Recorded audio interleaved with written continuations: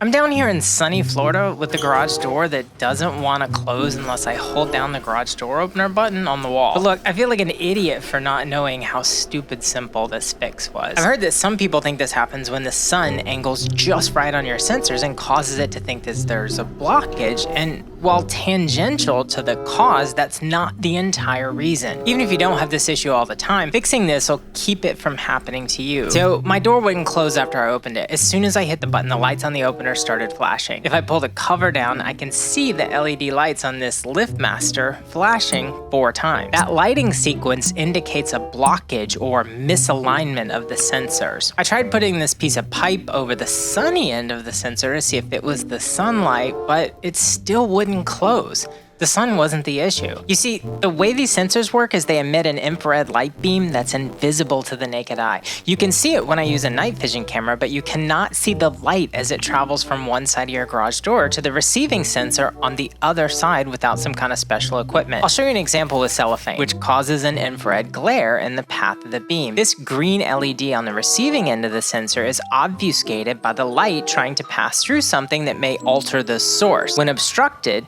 it's unable to receive the beam and simply blinks or turns off entirely. So I looked at the lenses covering the sensors. The first one looked fine. I wiped it off anyway.